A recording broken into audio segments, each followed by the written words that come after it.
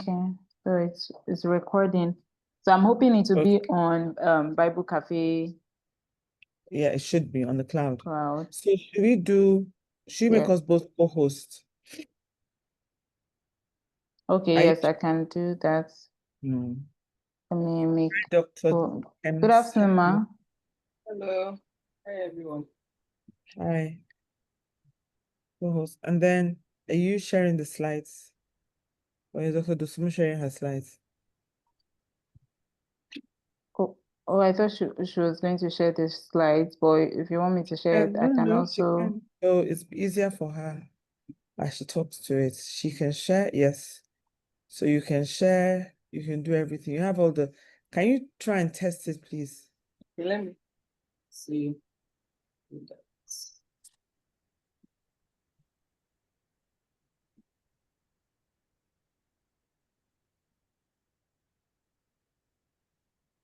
Do another class. Did you share this agenda with Dr. Dosumu? Yes, I did, ma. Okay. And the polls are set up? Are the polls set up? No, the Set them up polls. as we go along. Let me set them up. Okay. Are you able to share? I'm doing that now. So. Okay. Yeah. Okay, so I see that the polls. You can share. Let me set them up at the back end. Yes. Okay, I was thinking I'll be able to. Let me share. I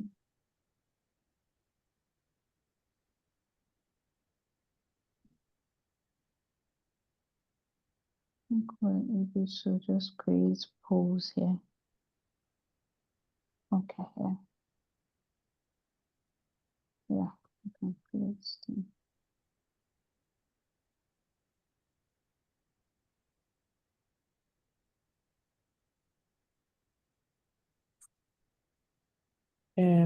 Okay, you don't have WhatsApp.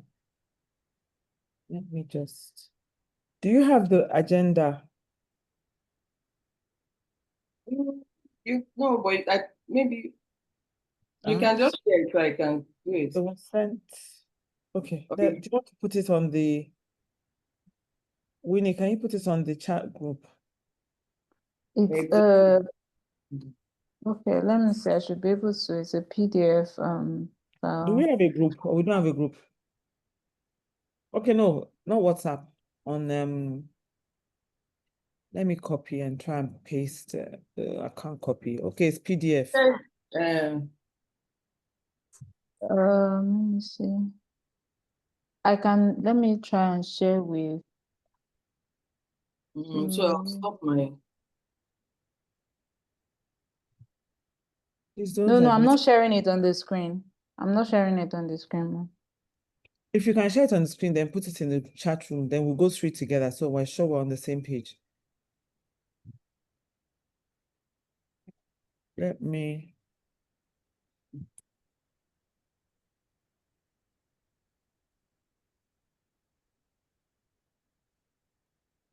Put it up. Can you see it? Yes, ma'am.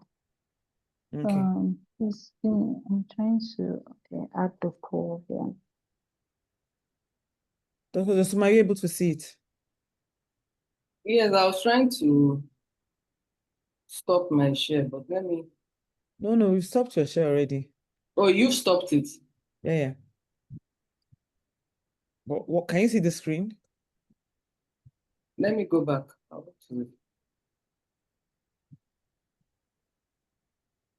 Yeah, I'm here. Okay, can you see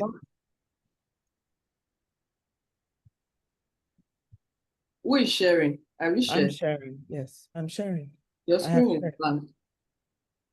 Is it blank to you? No, ma. You're sharing. I can see your screen.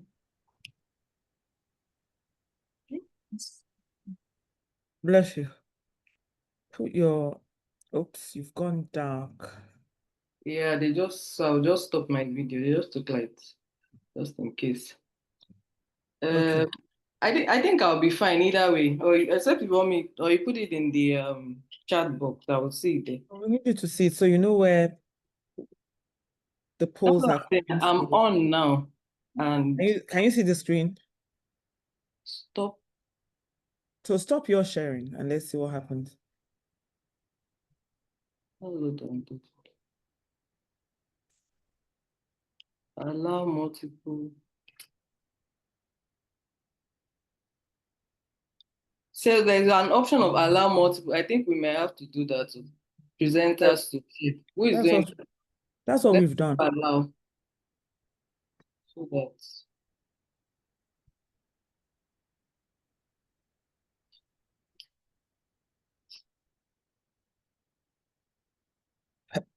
Excuse me. Okay. Do you want me to stop sharing? Well, yeah, I think at this rate I might just have to leave my own. But you stopped it. I can't see. This is the screen. I'm just saying I can see Winnie. I've So stopped. maybe you need to put your video on. I don't know. Right now, Miss Lara is not sharing again. Okay. I'm sharing this. Can you put it in the chat room, please? Just do that. It's easier. Can you see now? Or is it it's not good? Sorry, 1 second, please. No.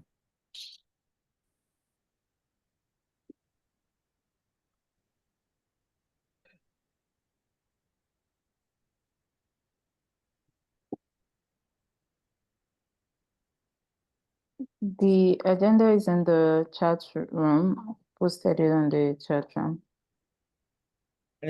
Or you can see my screen, Abby, Winifred. Yes, I can, ma. I can see your screen. Okay.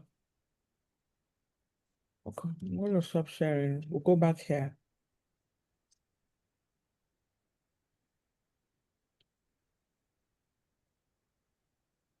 Let me put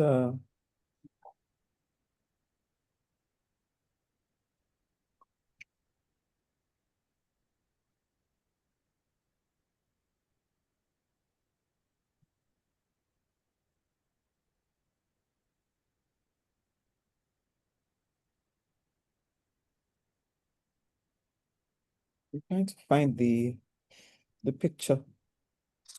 Okay, of the webinar. I can put it up. Okay, I'm just quickly setting up the poll. I'll do that shortly. Set up the poll, don't worry. Okay, I found it. Okay.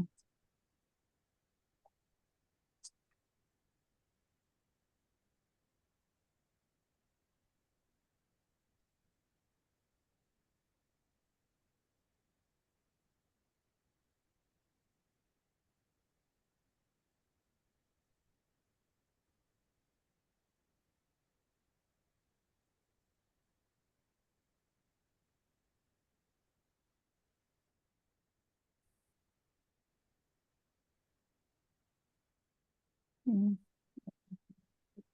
Mm.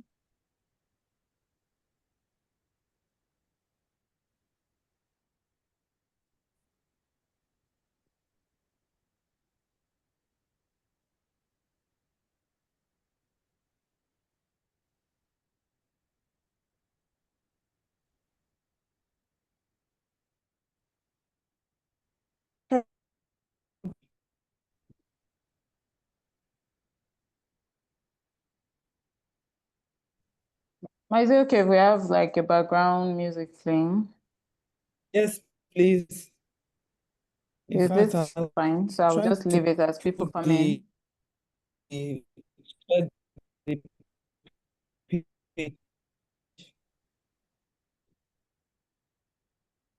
Sarama, what did you say? Oops.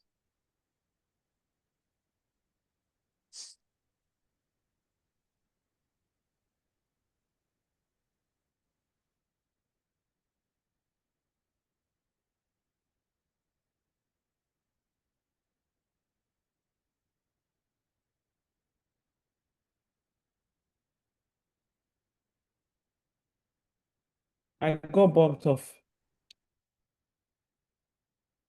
Okay, so let's just Yeah. test the sound. Can you hear me clearly? Come again, ma. Can you hear me clearly?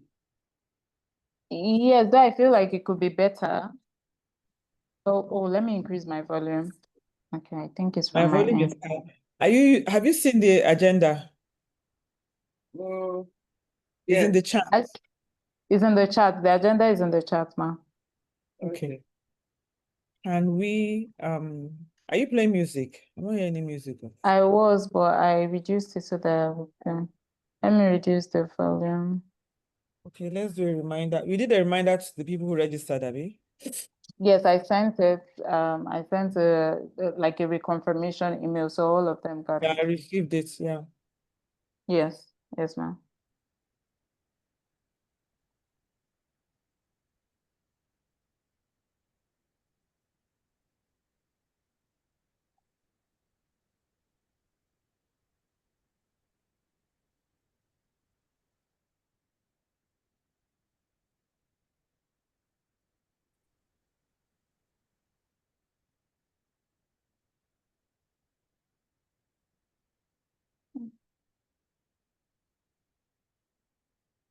Mm, mm.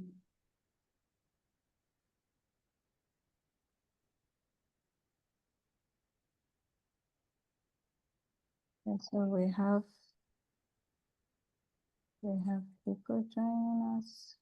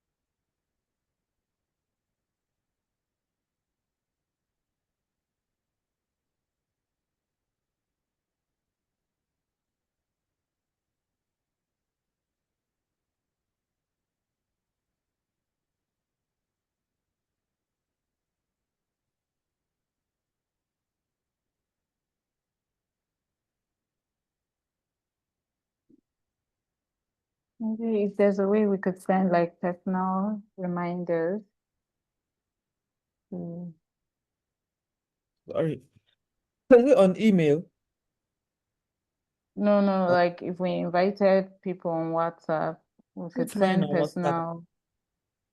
Okay, I'll put it ma. on WhatsApp.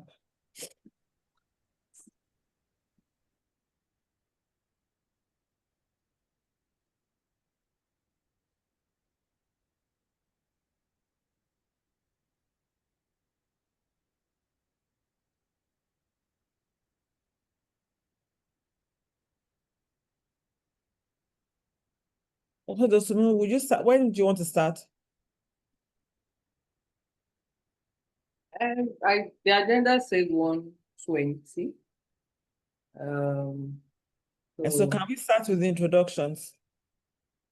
We're I'm following ready? what's on the agenda. Supposed to be playing music now, and maybe the flyer can come up. I'm just following what she has said. That's it. Do you understand? Hold Supposed to on. be music to allow participants and or what? To send reminders to the people that we invited. Okay, that's fine. So I've put on my WhatsApp. So is that okay? They've already registered, right? They've registered. You can send them. So Let's just have maybe music. Then the Bible AI can share the flyer for the event if that's necessary. I don't know. somebody in the waiting room. There was. Okay, simple. Or you just Yes, put music. Hello, Mark. Good afternoon. Welcome.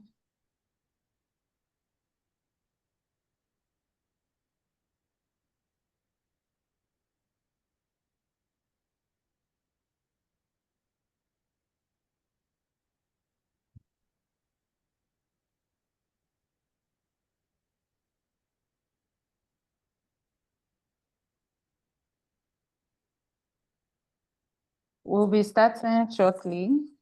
We're just waiting for a few more people to join in.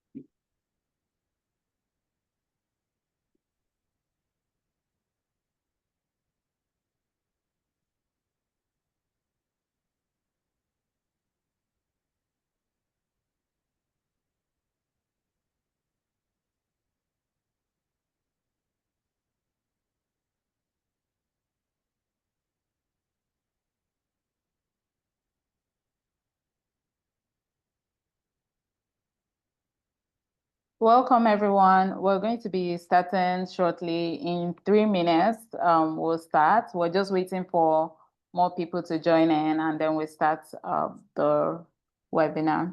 Thank you for joining.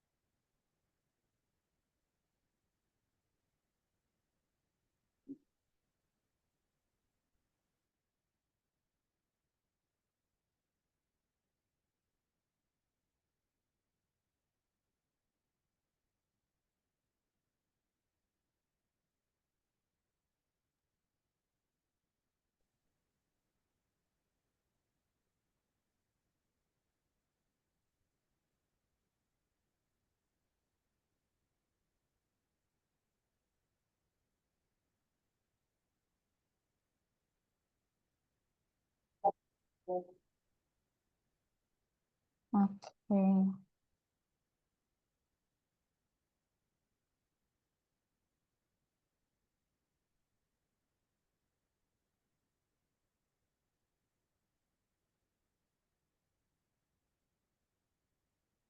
Good afternoon, everyone. Thank you for joining today.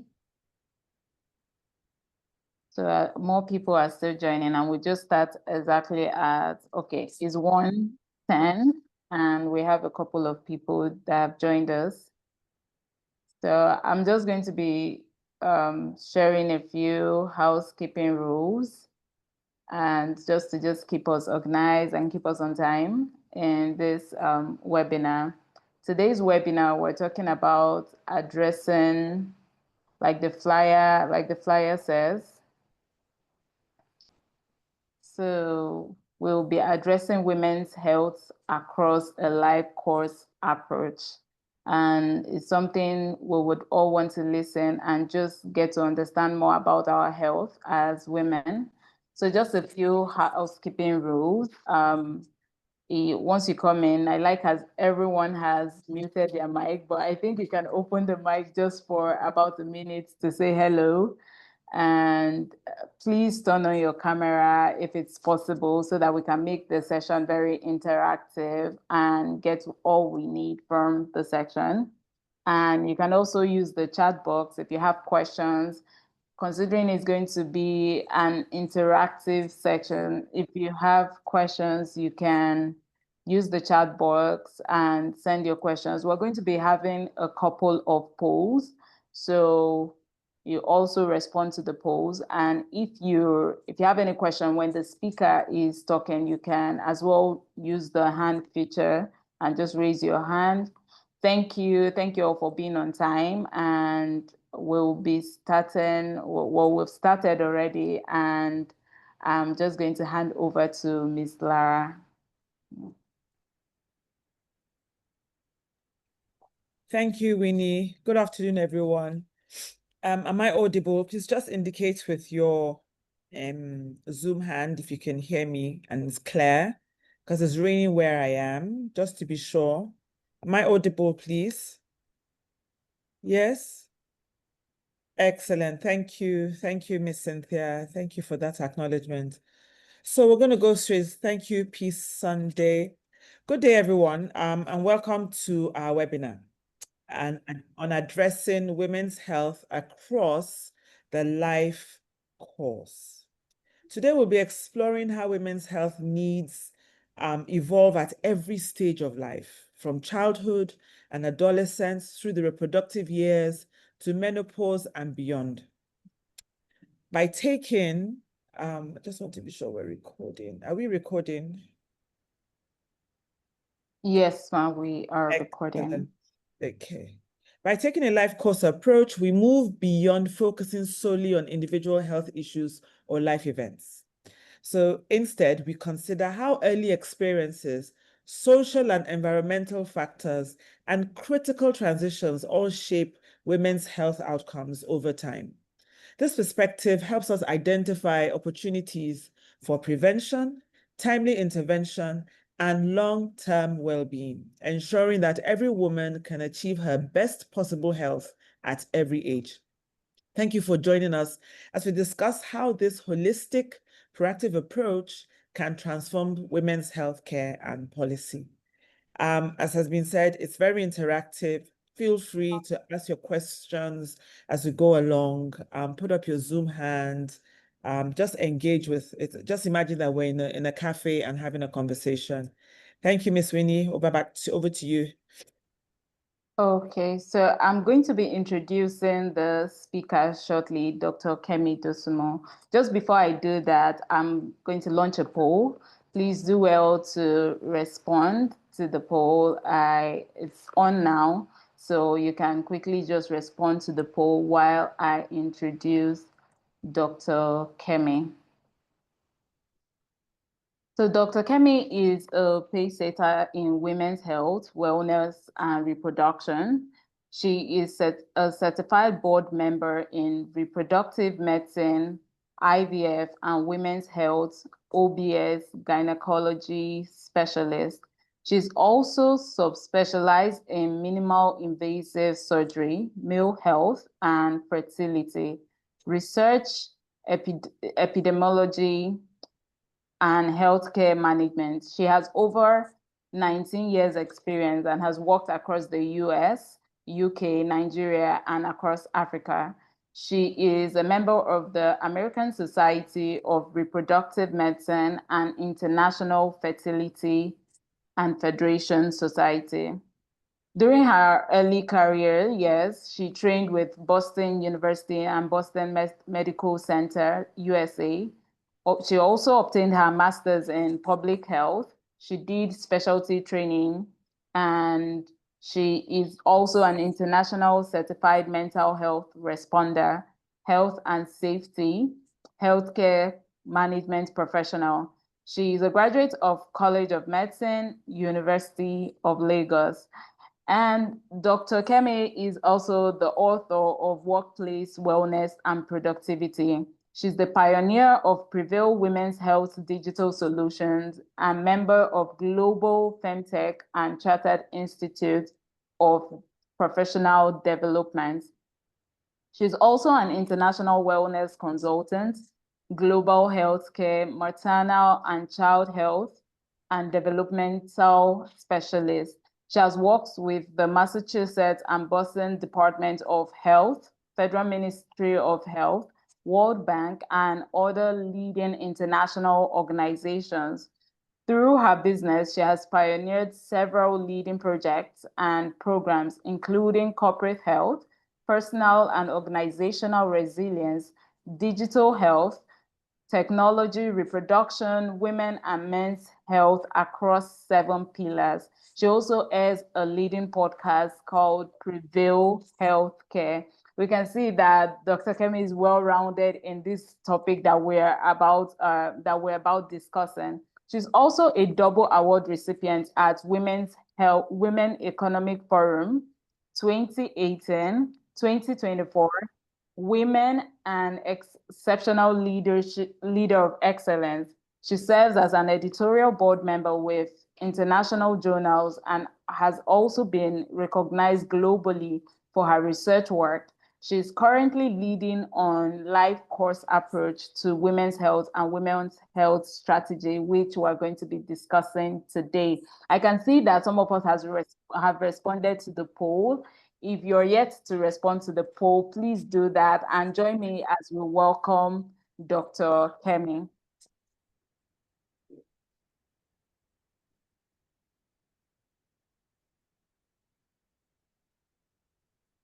Dr. Kemi, you're on my...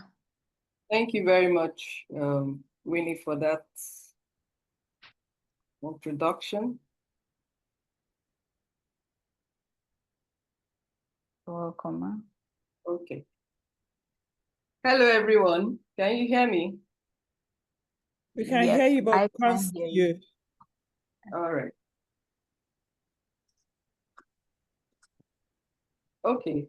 So today we'll be talking about the Lifecourse approach across for women's health, and Miss Lara has done justice into the introduction. So explaining that Lifecourse deals with things even beyond single diseases. Today's seminar will look at what is Lifecourse, what is involved, and how do we manage women's health conditions across the life course. So what is the Lifecourse approach? Now, the women's health strategy is informed by the Lifecourse. Unlike the disease-oriented approach, which focuses on interventions for a single condition at a single stage of life,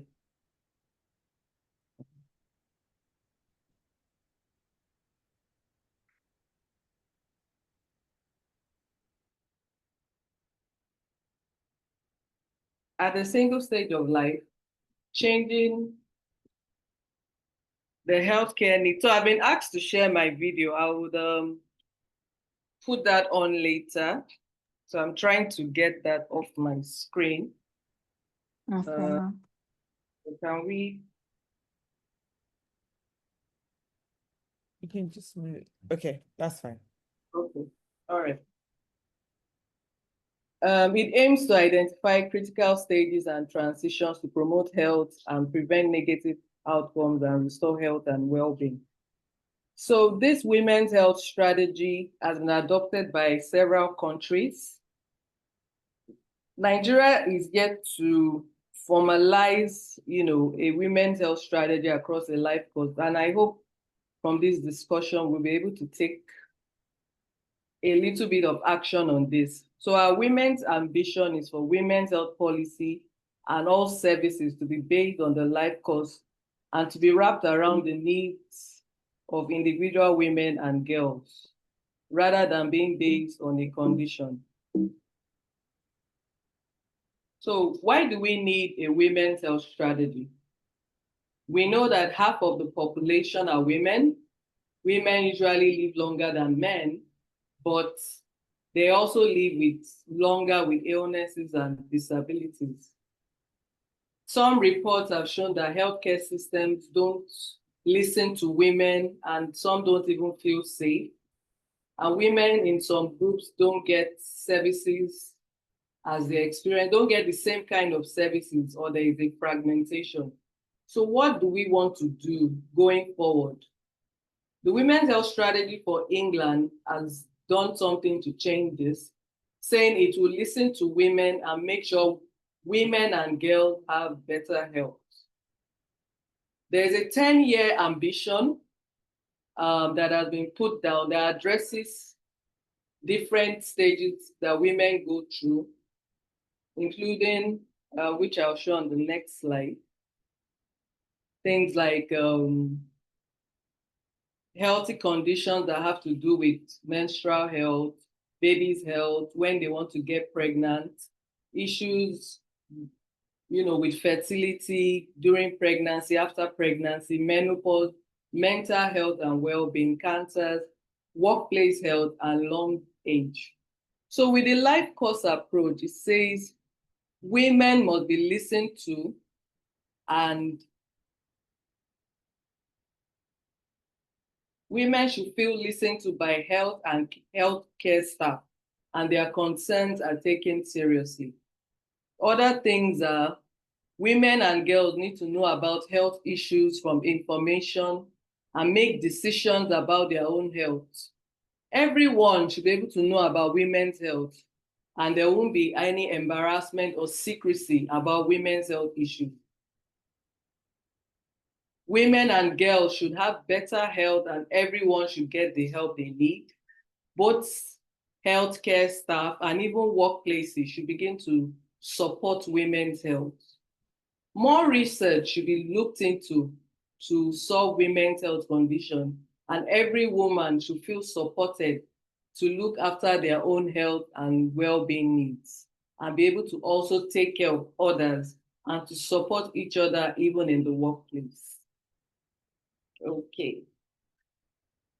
All right. Do we have a poll? Or what's next? Yes, ma'am, we do have a poll just addressing what you just spoke about, and I'll be launching the poll shortly just to give us more clarity on what this whole women health strategy is about for someone that doesn't understand what it's all about. Can you just explain more in that direction? What is it about? What is it to a layman? We that know in healthcare, what is the women health strategy about? Then once you're doing that, I'm going to launch the poll, ma. Okay.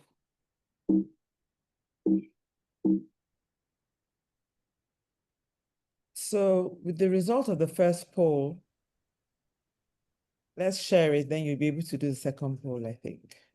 Right. Yes, I've shared the result. Excellent. And so like me and you, many of us didn't know anything about this life course approach. Looks like for everyone who took part, at least in the poll, 100% of people didn't know, had never heard of it before. Okay, so we have a lot of work to do, Dr. Dosumu. Yes. Sorry. Okay. Question 2, excellent. So we have the next poll up, which the question is, what are some common gynecological issues you or women you know have experienced? We know that there are so many issues these days, especially as more awareness is being created. So what are some of those issues? We have some options listed here. So you can click on the ones you've heard of or the ones you've experienced or someone else that you know has experienced. And if it's not listed here, please put it in the chat box.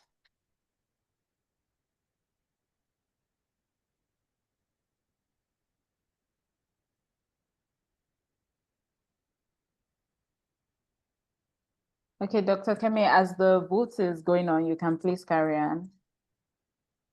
Okay, so for us in this meeting, and personally for my own take home, and even for our clinic at Preval Health here, we want our women's health strategy to make sure that women and girls feel listened to and have their concerns taken seriously at every stage of their journey, from the initial discussion of symptoms to further appointments.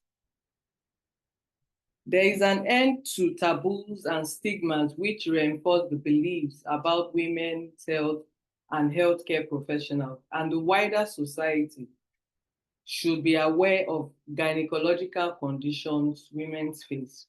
So women and girls report better experiences when they go for procedures, and they should be well informed. For example, they should have conversation on pain relief before hysteroscopy procedure or insertion of an IUD, intrauterine device fitting. Disparities in experiences and services should be reduced, especially from women who are in groups that are not heard of. We know that there are some conditions like, for example, endometriosis, polycystic ovaries.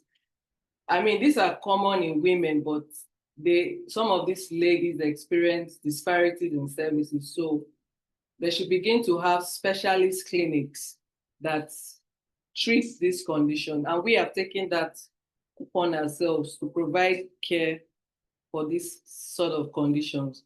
So personalized care and shared decision-making should be embedded in all areas of women's health.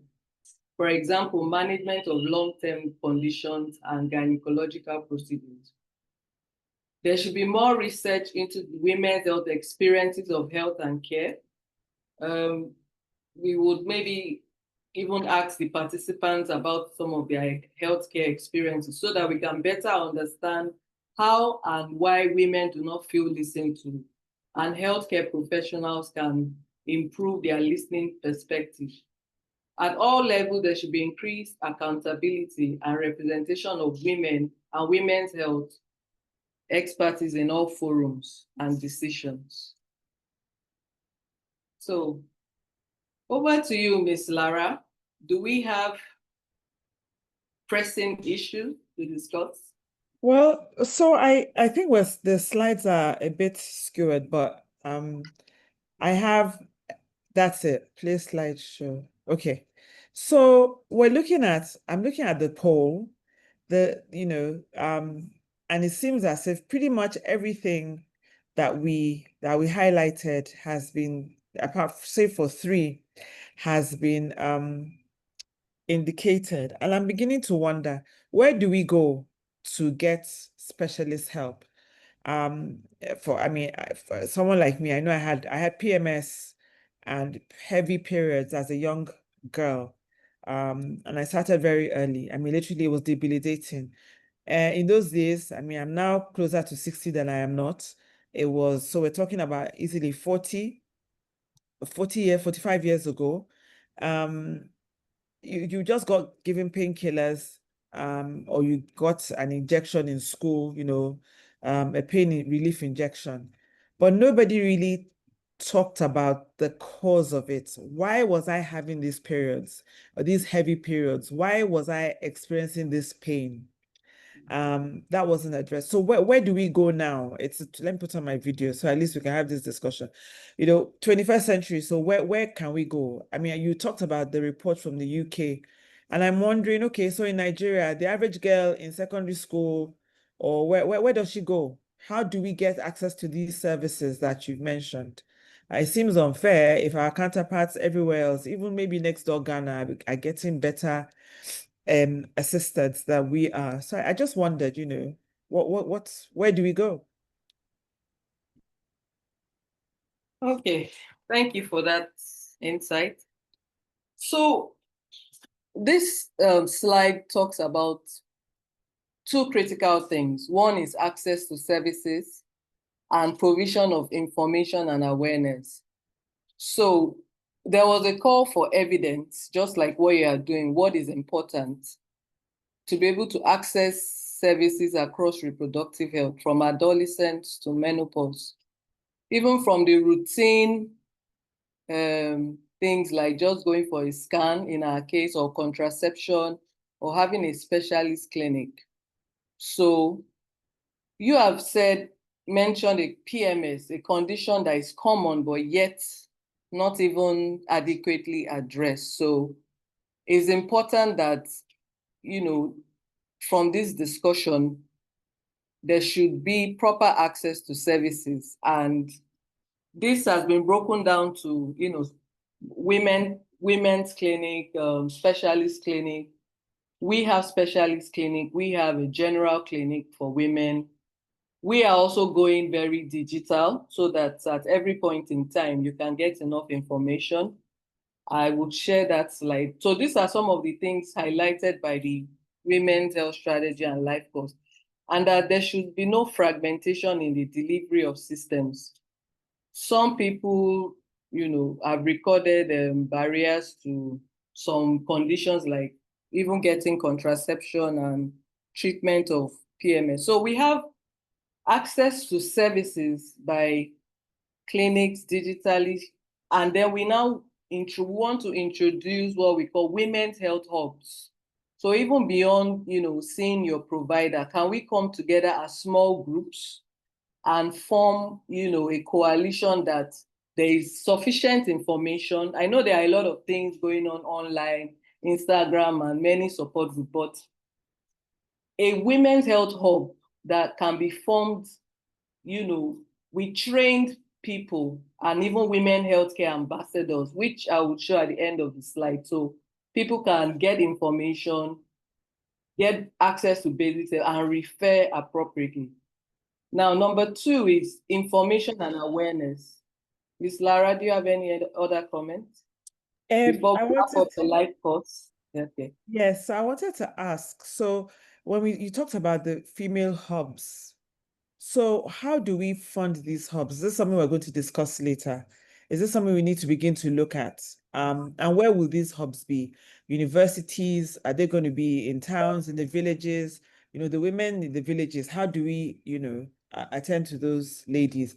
Because you know how we get, somebody has something like fibroids, and then they're carrying them from one healer to the other, trying to give them all sorts of medication, when really all it would take is a simple diagnosis, and then, perhaps diet, or even a myomectomy, or you know what I mean. So where are we going? How are we going to get this information? I'm really keen to set up these hubs, but obviously when you say set up hubs, I'm thinking, where are we going to get the funding? How are there funds available that we can, tap into? Just my thoughts. And please feel free to ask your questions on the chat room. Let's make this interactive. If it's personal and anonymous, send it to us, either of the hosts, and we'll read it out without giving your disclosing your identity. Thank you. Sorry, I'm battling a cold. Carry on. So that's my comment, Dr. Dosubu. Okay, thanks. Okay, so the importance of information based on the evidence has been shown that high quality should be provided even from schools and even to support adults with information. So yes, your healthcare providers and your GPs are very important, and gynecological specialists, but where we have gatherings of women generally, more should be done to provide information from schools, teachers should even be equipped, adolescent girls and, even young adults that experience PMS should be able to get quality information. Then moving into workplace and, social hubs. So in response to the women health hubs, in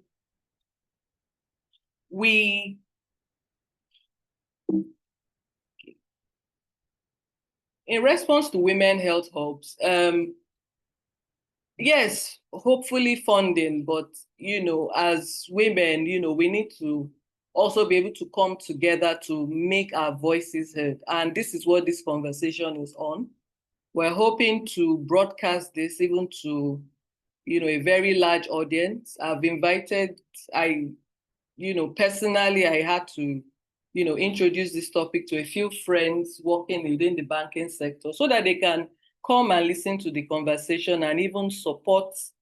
And they do funding for different programs. So this could be, we want to have women's hubs. We want to also support, clinicians who are doing excellently well, to be able to provide this care to girls across at every single level. We know abroad we have things like, women who have had a track record. You don't necessarily have had to have had an invention and pioneered it. People have different skills and giftings, but if you see a healthcare provider who is good, maybe has a clinic or trying to start something or has a voice online, we can support. And this person can be a referral both for direct services and information. And these people will now become resources to now help to guide in these women's hubs. In our workplaces, in the churches, we can begin to create these groups. And, through this discussion, this voice can be heard to really, it's for now, I think really the women in the banking sector, we have a lot of women in banking, but are they keen into something for women's health? Now we're even talking about women's health strategy and Lifecourse. So can they join us? Can they support us? We in this forum will create our voice, we'll share out the message, but we do want, fine, there are mini grants and all of that, but we can start locally and we can, air our voice. Those in government, at least I personally know one of the, I won't go into that too much, but policy, a woman leader in policy at the moment in Lagos State government. Can we take this conversation to her and they throw their back to support us? So those are some of the ways. So I'll just wrap up the life course. Other things I've mentioned is education and training for healthcare professionals. We've talked about health in the workplace. There is need for more research and data and digital health. So data is important. We need to gather information and broadcast it. So like she mentioned, feel free to share. I can see the chat on what are some of the common gynecological conditions you have experienced. And, this is even tallying with the next part of my discussion that talks about common conditions. We can see heavy menstrual bleeding is number 1. PMS is also number 2. We can see 50% are recording PCOS and fibroids. And then we have endometriosis coming as 38%. And then cervical cancer, 25%. I mean, there's been a lot of funding in cervical cancer, but I mean, this poll alone, just among these participants, is showing that within this group, women in the actual reproductive stage that, don't really have risk factors for cancer. Cancer is coming 25%. So can the voice of what is more experienced by women be amplified more and be granted funding? Sometimes the people outside, they might just look at statistics and push things on us and say, okay, just go for pap smear, go for cervical screening, and put a lot of money into funding that. But yes, and which is good, but overall, the major conditions being faced by women is going more into, menstrual symptoms, polycystic ovaries, fibroid, and endometriosis. So from this discussion, we should be able to table this forward. I also think it's important to gather data. I find that, before you go to your next topic, I find that generally in our I was going to say in our country, but really generally, I think on this side of the globe, we have a lot of stories, but we don't have data. I think gathering data like this is important. Like you said, we hear about going for a pap smear because they're using data from other countries to say, oh, so many people, one in so many women has cervical cancer. But we're looking here and we're looking at a quarter of the women here do the things that are really, we hear menstrual bleeding, as you said, PMS, PCOS, endo, and fibroids. So this is where, without the data, I guess it's impossible for us to create the strategy. So I think this is more of this. That's what I'm really trying to say. More of this kind of gatherings are important so that we can actually gather that data. The more women that are able to lend their voice to the questions that we ask, the better. You talked about technology earlier, and I think we'll talk about that later to see how we can use that to gather data, because I think data really is king, and the Western world gathers data, and data is money, but somehow we don't seem to value it as much as we should. Thank you. Over to you, ma'am. Okay. So the poll is up, so I need to, okay. So I think we've done our poll. All right. So next, we're moving into management of women's health across the life course. These are some common conditions, from adolescents and young girls. That's puberty to age 24, middle years 25 to 50, and later years 51 plus. For younger people, menstrual health and HPV vaccination. For those in middle years, we've seen gynecological conditions, contraceptive, cervical screening, sexual health and well-being, gynecological cancers. Moving into later years are things that should be addressed. So between, young adults and middle years, we have pregnancy, fertility, some that pregnancy loss, postnatal care, and even abortion care. And then we begin to move into more into middle and later years, pelvic floor health, early menopause, perimenopause, and breast cancer screening. This is still a summary of what I just said, but within this slide, I add general health needs that women will need: healthy behaviors, healthy weight, exercise, mental health, occupational health, things like, for the older ones, osteoporosis, and even dementia. And we see here that the major theme across the life course should also be included: women's voices, health policies, information and education, health in the workplace, research, evidence, and data. Now, we move into menstrual health and gynecological conditions. This slide is just going into the evidence that what was important for most women. And it showed that a lot of respondents picked menstrual health to be top, and they wanted more information and access. So what are some of these common conditions? We have heavy menstrual bleeding, PMS, premenstrual disorder, endometriosis, adenomyosis, polycystic ovaries, and fibroids. And some people have urogenital conditions. And then we move into gynecological cancers. So as a form of introduction, I would quickly, go over one or two key terms. Periods is a part of the menstrual cycle when a woman bleeds from her vagina for every 28 days, from her vagina for a few days. For most women, it happens 28 days, but for some, it can be more or less 21 to 40 days. Polycystic ovaries is a common condition that affects women. ovaries whereby they do not ovulate, and to be diagnosed with PCOS, you must have at least 2 out of these symptoms: irregular period, excess androgens, which is the high level of male hormones, and a polycystic appearance of the ovaries, which I'll show later. This is where the ovaries become enlarged and contain fluids. Cure for PCOS is still being, I'll put it, enigmatic, but things can be done to improve symptoms.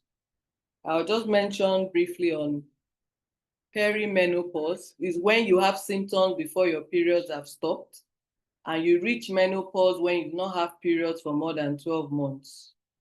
There is also premature ovarian insufficiency, which occurs in women under the age of 40, when their ovaries no longer produce normal amounts of estrogen and therefore may not produce eggs. So finally, cervical screening, which is important. It is a test to check the health of a woman's cervix, which is the neck of the womb. It is not per se a test for cancer, but it's very helpful to prevent cancer.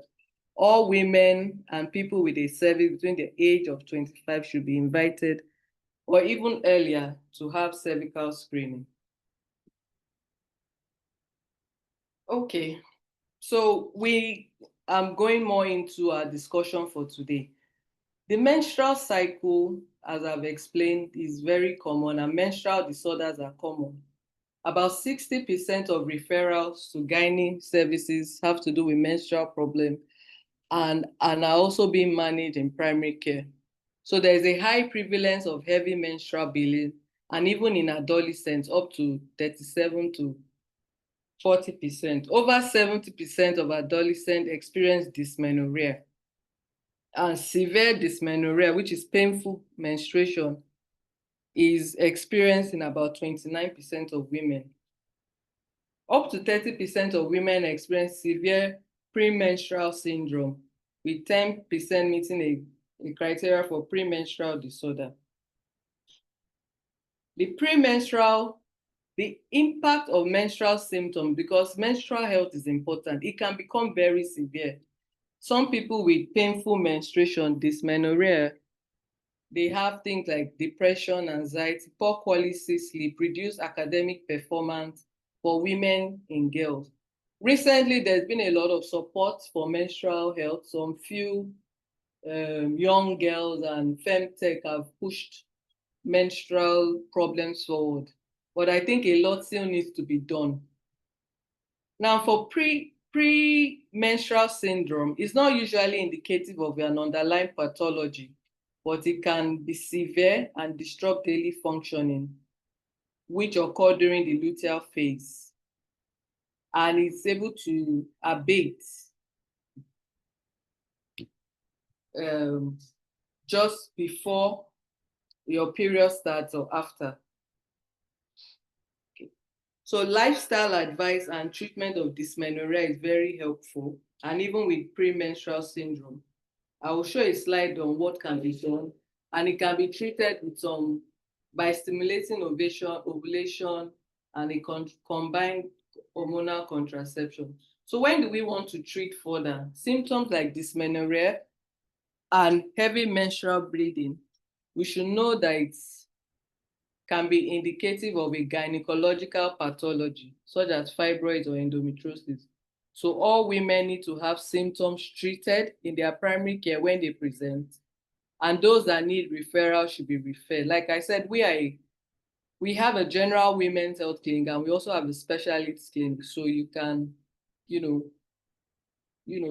reach out to us if you're having any of this. But basic things in terms of referral could even just be a vaginal examination or doing a scan. And it's important to be able to risk stratify women. So this takes me back to having specialized care. People can just go to their doctor, my periods are irregular, my this. We do the regular things, do a scan. Some people, they say go home, rest, maybe stress. These are common things that people just experience. But if you properly, stratify these women, even those that have, endometriosis and even PCOS at an early stage can easily be picked up. You see a lot of girls from the conversation with PCOS, when they presented initially, they will just tell them, oh, it's stress, oh, it's irregular, they call it dysfunctional uterine bleeding. They have their own issues. Some will say, are you pregnant? Have you been active? But meanwhile, these girls, didn't do that. So it's important that, we can stratify these girls and move forward.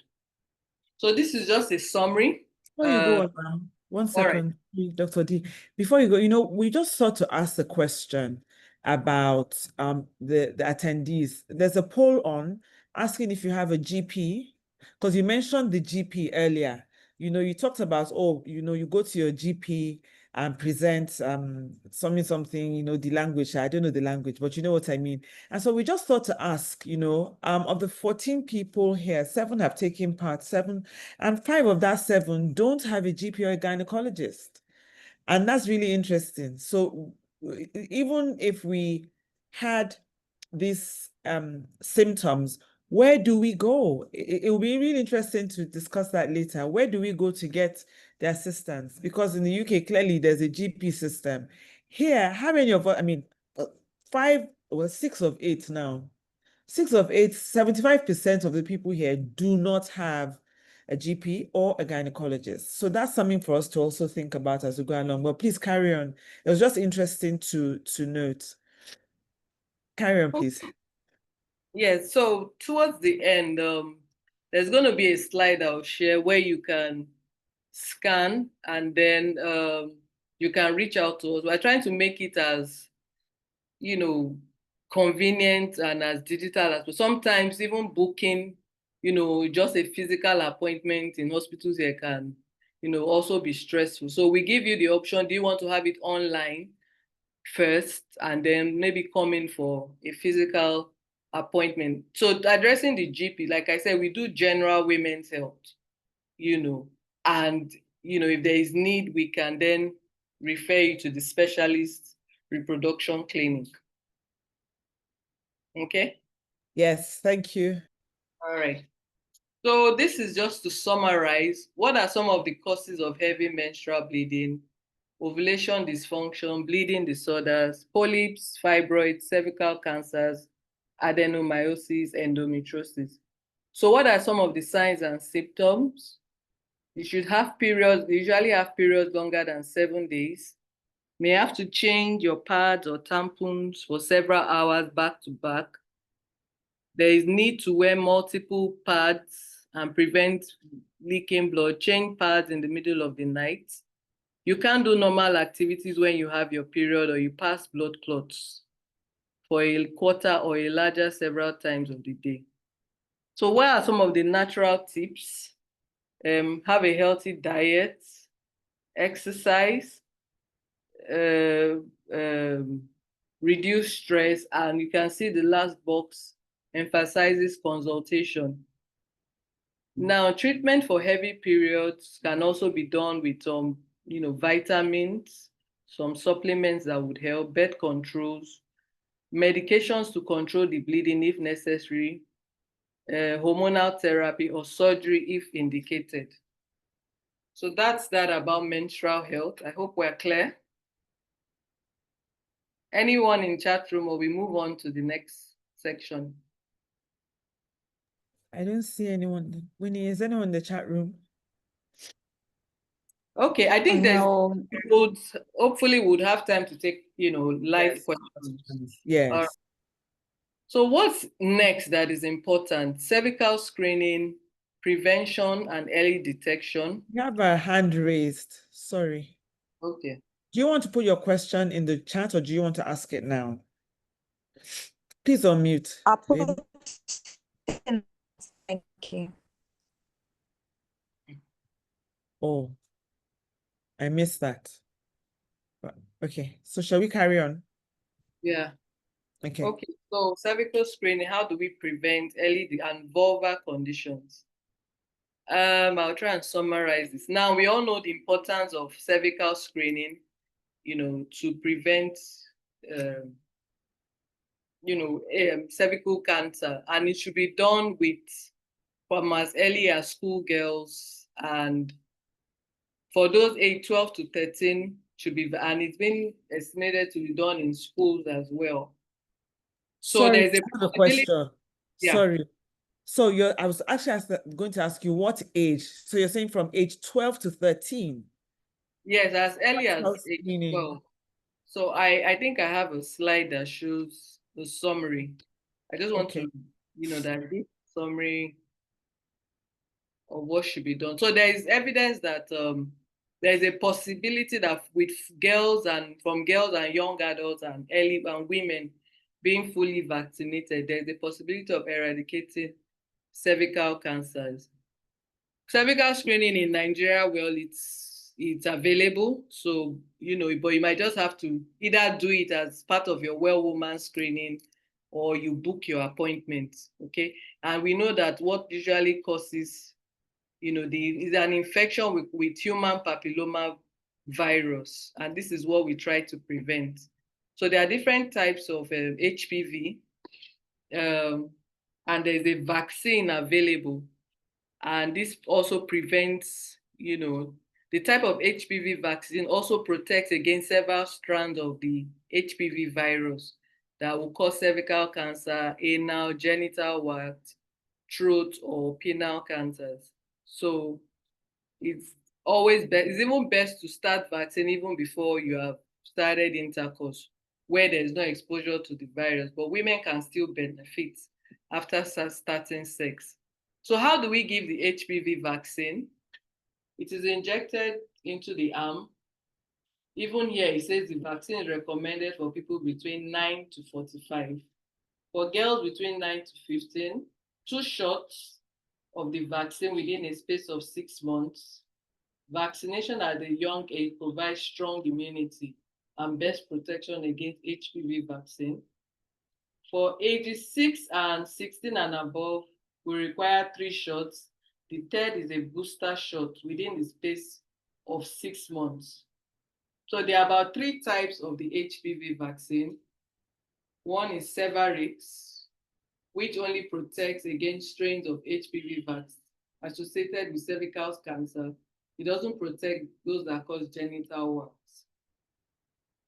So there is the Gardasil 4 that protects against infections associated with cervical cancer and many cancers that, including the genital warts. And then we have the Gardasil 9 that shields against all HPV strains, including the genital wart. So you can see Gardasil 4 and 9, covers all the types of HPV vaccine. So you can also book, if you like to get more information or do Sorry, your. I have another question. If Yeah. nobody is asking the question, I want to ask. So,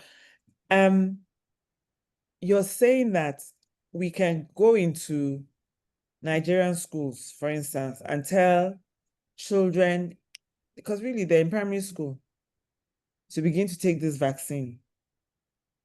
Yes. How, So this is my next. So this is also talking about. Are you done? No, that's it. Thank you. Carry on. Yeah. So part of the 10-year ambition is that I'll just try and read it. If women and girls should be educated on cervical cancers from a young age and to know about risk factors, those with BRCA genes, there should be 90% uptake of HPV dose, and even program offered to children, even from as early as year 9 and above. Do you understand? And this national and schools have even been in the women's health strategy have been listed out to be. So we have national vaccine programs and screening programs, and we are even having digital programs now to help. So schools, like, to answer your question, yes, schools can even be, obviously in collaboration with, because of our system, abroad, The there's Ministry a lot of of Education. small primary healthcare centers, but it's something we can do in collaboration with private healthcare, women and reproduction clinic.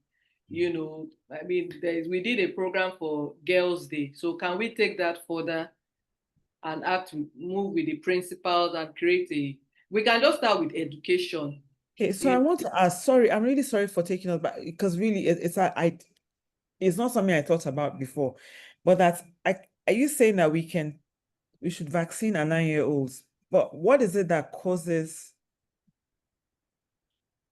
because traditionally I can't imagine going to, I mean, how many moms here with 9-year-olds or 10-year-olds, even teenagers, will agree to their daughter taking somebody's put some in the chat. Somebody is asking, do we need to go for a pap smear before taking the vaccine? I mean, this is an elder person, but I think of a young girl. How am I going to justify to her parent that she has to take this thing? Because we're told that you get cancer from sexual intercourse. Yes, so sorry, so I'm just thinking out loud, and I'm sure people on here, maybe it's just me.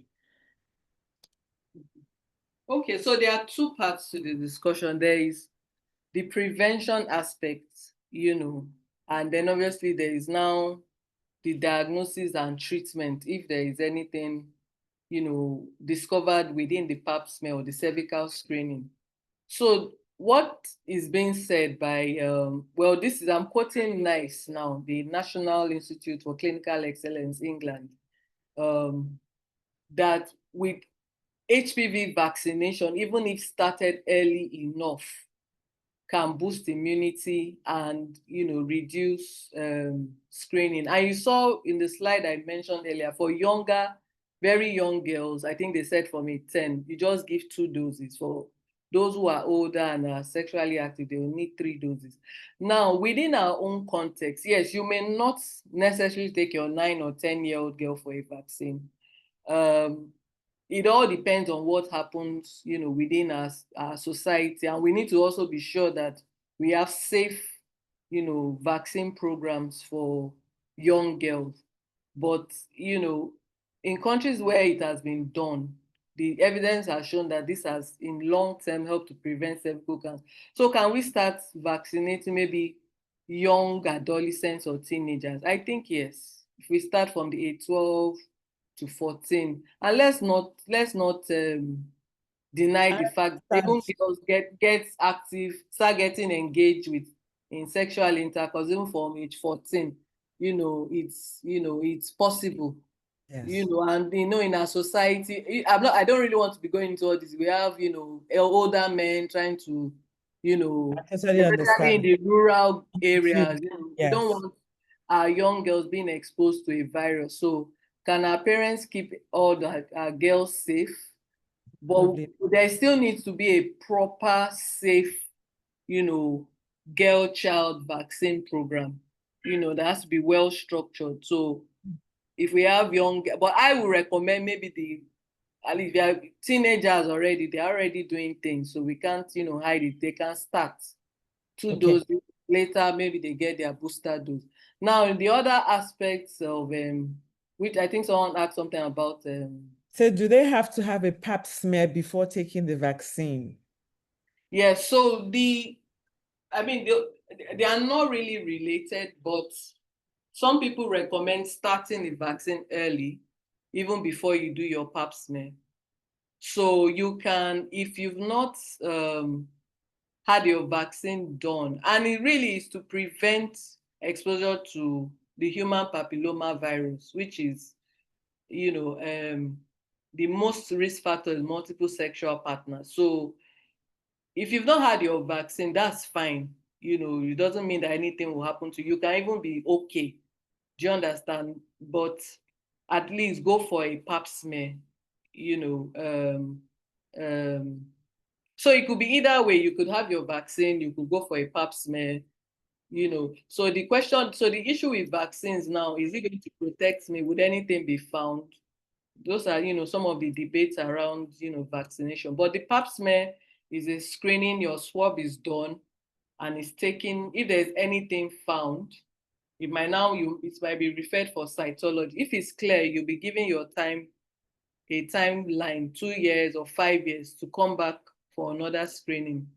So this and especially for women who have already started having children or are already sexually active, you should have at least one, your regular partner, at least have one if you've not had one done. Go schedule that. Then your GP can, decide, okay, if you want to get the vaccine or not. So it's a question really.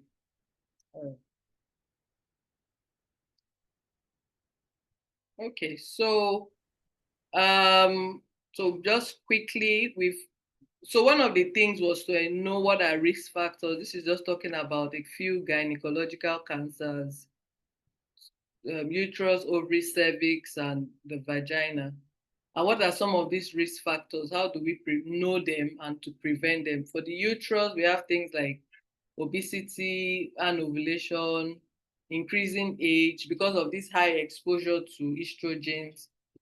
Some have reported PCOS, HRT, and some, secreting tumors. For the ovary, some risk factors could be family history, use of HRT, nulliparity as early menarche or late menarche, increased exposure to asbestosis, smoking, and exposure.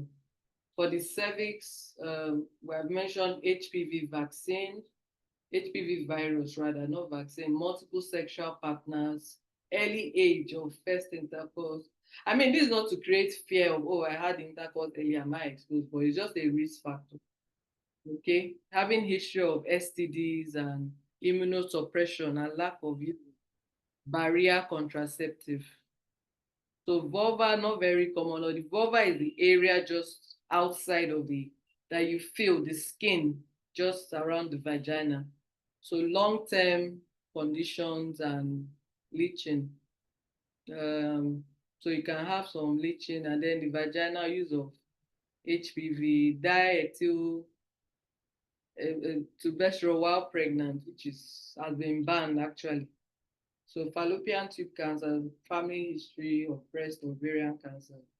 Before you go on, ma'am, we have a question in the room. It says, do these vaccines provide lifelong protection, or do you require a booster dose occasionally? Again, since the virus is sexually transmitted, is there a way to screen your partner to know if he has the virus? Okay, so for older people, just like I mentioned, it's so you have your 2 doses and then you have 1 booster dose. So that's 3 times. Now, even HPV the vaccine has also been extended to schoolboys as well. I don't know if it's done here at all, but I know in developed countries that has also been introduced. So boys can also get vaccinated. So the regular STI screening, I know it will normally test for chlamydia, gonorrhea, maybe pick up, other, sexually transmitted diseases. So if obviously there is, your partner you just do the regular screening for STI. If it's high or indicative, it's important to treat because those things are also risk factors to having the HPV virus. Do you understand? The HPV virus, maybe in some advanced lab, may be able to be detected in men.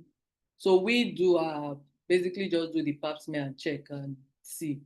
But if you just do the regular STI screening, if it's high, if there's anything that shows this a sexual and STI, it's important both the partner and the wife have a complete treatment so you are clean, and you just have to develop healthier behaviors. Well, nobody is advising your partner to go outside, but even sometimes within couples, you might have to use barrier methods just to reduce spread of infection, exposure. Exactly. Okay. Yep. You're welcome. Yep. Okay, I just want to touch briefly on breast cancer.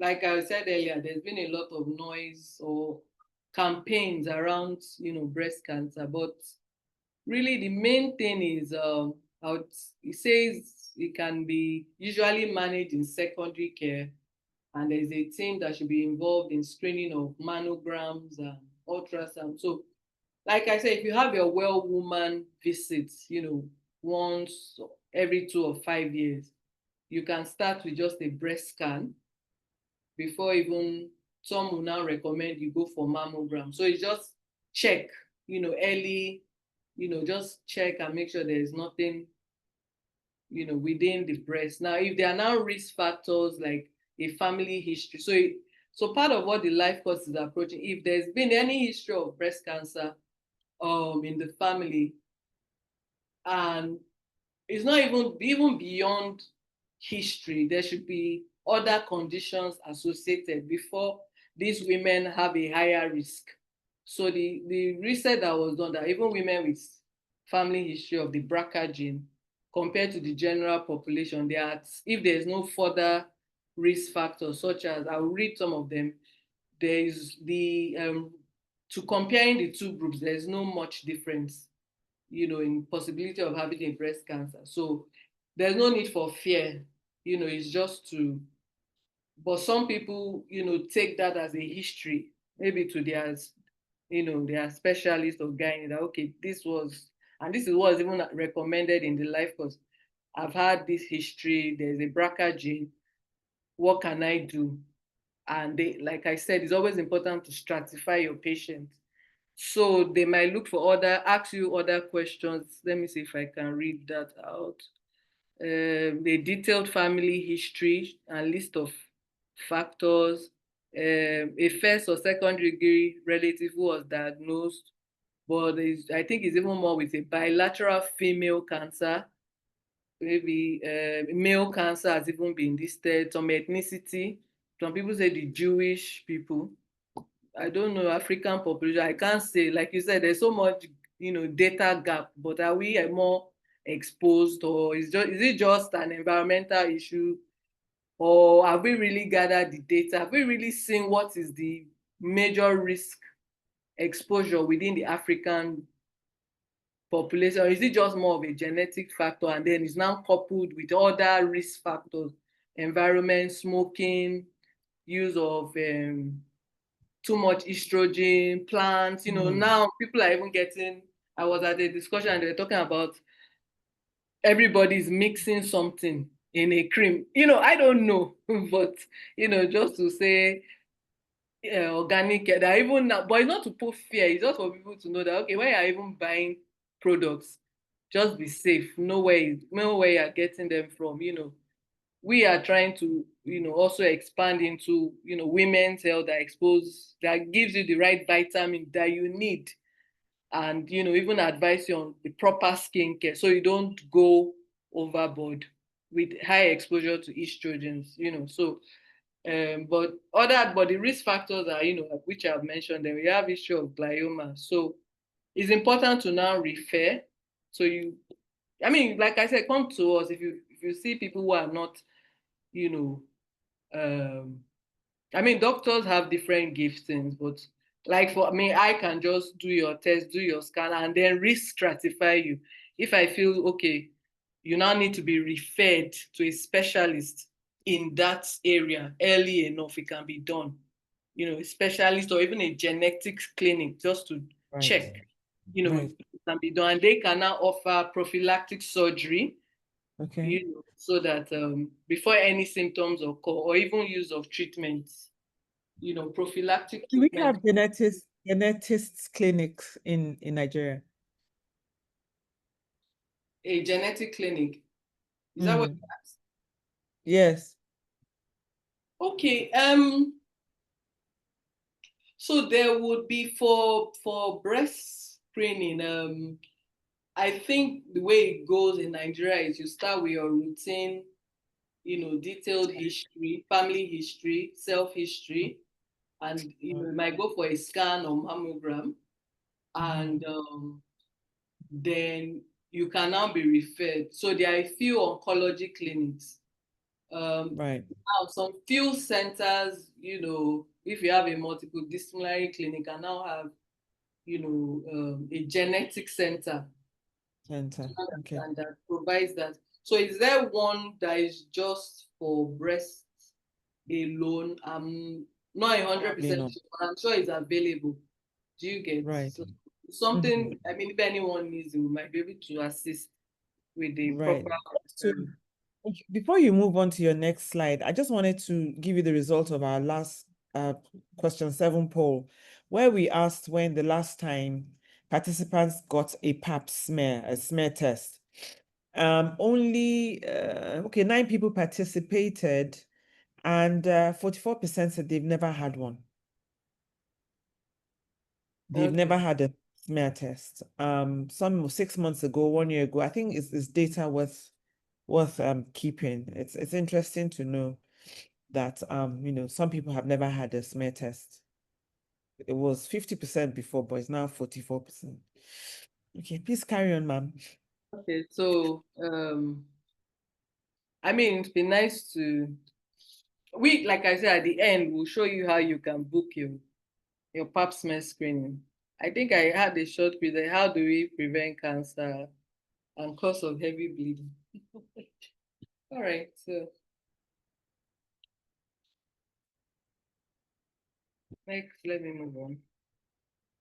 So briefly, we go into common gynecological conditions, starting with polycystic ovaries. I'd given the definition earlier on. It's a common disorder that affects women's health, and the prevalence may even be as high as 1 in 4, 1 in 10. And there is a criteria being used, which is infrequent or no ovulation, must have your clinical or biochemical signs of hyperandrogenism, which is high male hormone. So you have some people with, facial hair on the chest, the bellies, some have very severe acne. These are, things that are associated with PCOS. And then for the diagnosis, you have what we call polycystic ovaries. There's a picture below. You could see a normal ovary, a polycystic ovary, and there's a scan that shows the several dots, multiple, which is usually diagnosed in scan. So, and now it's important to know that adolescent girls may just require only both of the first 2 criteria. They usually present with a lot of male hormone symptoms. And so after the first 8 years of menarche with irregular cycles. So I mean, yes, adolescents might have this pattern of irregular cycle, but they may not be PCOS. But after a while, by the time you're 18, 19, you're still having all this, there should be a high level of suspicion. So there are tests that could be done. Even with PCOS patients, I have a PCOS clinic, especially. It's important you stratify your patients and know it usually starts from what is the need of the PCOS clients, and then what are risk factors, what are borders. Most PCOS ladies, once they just go to the doctor will just say, okay, no problem, you're not ovulating, are you married, are you not married? Okay, but now there's been an improvement, but in the past it was just, okay, don't worry, we'll give you some medication. When you're ready to get pregnant, we'll stimulate you. You understand? But so it's important to really find out from your PCOS client, what is your main border.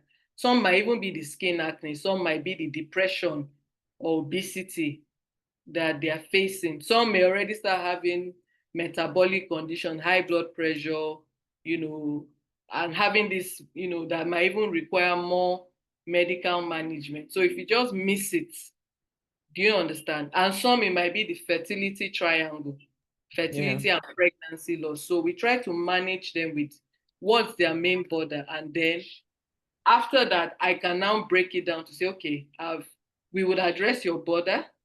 This is the treatment. And then, okay, but these are some of the risks involved. And this is how we should manage it and ensure that you have a healthy lifestyle. And we take out and reduce your PCOS symptoms. So it's important we've taken a lot of time in our clinic to delve into PCOS and have the skin doctor, the endocrinologist, the reproductive doctor, just to ensure that they get this holistic care and to listen to the patients themselves. So Okay. Dr. D, somebody is asking, what is BCT? I don't know where that is. Someone is asking, what is BCT? Okay, was that for my presentation? I should assume so. Do you want to expand a bit more? What is BCT? She said it was in your presentation. The last page. Okay, that would have been something I was probably saying something along the lines of breast cancer. It was Breast cancer. the breast cancer treatment. Maybe it was an abbreviation. Okay. Yes. All right. Okay. Next one. Okay, so just to wrap up PCOS, there's a diagram above that sort of shows the pathway. When you have excess male hormones, androgens, it stimulates a lot within the body system. And then you begin to have what we call insulin resistance, and that begins to affect several organs. The ovaries, they don't produce. You now begin to have these multiple factors, the adrenal glands, the pancreas. So it causes all this cascade, and then it leads to a lot of symptoms. So we try to, as much as possible, manage, this cascade. Okay. So PCOS, so it's important even if you are not having symptoms and you diagnose PCOS, even if it's just for your general health and well-being, book a checkup with us, because we want to also ensure that because there are some other risk factors, like I mentioned, the cardiovascular and endocrine factors. Some have very heavy bleeding instead of the irregular, I see my period every 3 months. Some present with very heavy, so that's called endometrial hyperplasia, very thickened cervical mucus. So that also needs to be properly managed. We can use drugs, but sometimes they might not have polyps, like a small growth within the uterus, and that might need to be taken out so they can have a well-balanced cycle. So we balance management of PCOS with lifestyle and intervene. We treat drugs when necessary. Some could be hormonal or contraceptive. And then we have, like I said, even a more, because obesity is also they have very high BMI. Some are very heavy, 100 and above. I try to do create a BMI clinic just for our PCOS clients. I had one recently she's doing excellently or fantastic. From 100 came down to about 70, and part of it was even our own personal journey. We're trying to do that video so that other, PCOS patients can benefit from this. Thank Yes, you.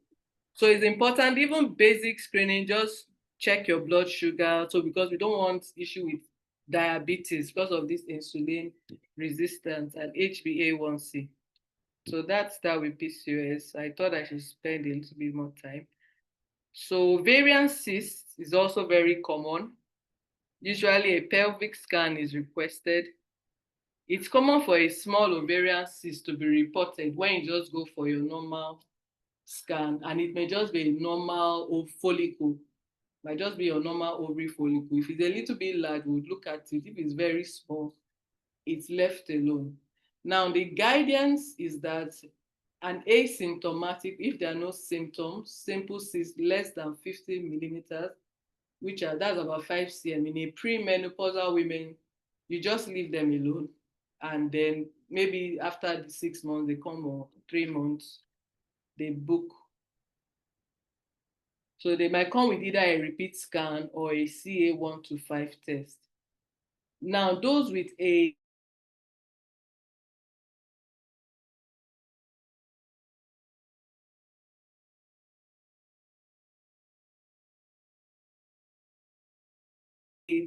diagnosis of a larger scan for 1 year, and basically once you just present, I have a cyst, they'll see if it's just a simple cyst or is it a very large size cyst that needs extra follow-up. Because we know cyst, if it gets too large, could be a pointer towards an ovarian issue. So a lot of women with endometriosis even present with this symptom. They all come with this very large cystic mass, and so there needs to be further diagnosis. So we recommend, there's a test called CA125. It's also a screener to ensure that there's no cystic pathology that could lead to ovarian cancer. Do you understand? So it's done early. So proper management of the cyst is also important. And that's the last point, talking about the components of it. Postmenopausal women with an ovarian cyst should all have a CA125 being checked. And a simple asymptomatic cyst of less than 50 millimeters with a normal CA125 can be managed with a repeat scan in 4 to 6 months. For any symptoms or complex features on your scan will require a specialist opinion. Okay, so other conditions, fibroids, polyps, endometriosis. So fibroids are benign lesions that are found in the uterus. The patients present with excess bleeding, fertility problems, bladder and pressure problems. So polyps are usually these small growths in the cavity, and they should be treated as appropriate. Endometriosis, this is like an endometrial-like tissue that grows outside the uterus in places like your ovaries or fallopian tubes. Then we have adenomyosis, which is just an endometrial tissue that grows into the muzzle of the uterus. Okay, so now why I'm going next, because we'll talk a little bit about fertility. They're usually concerned. The diagram here just shows someone who had endometriotic lesion and had to, go for hysteroscopy for diagnosis. So with endometriosis, the difficulty is, am I going to get my eggs? And how, for someone who has not had children, how can it be managed properly? Do we do medical conservative? So we try to have a specialist endometriosis. But the key message is ovarian preservation. Maybe it's better to do a cycle to get the eggs and then go for surgery.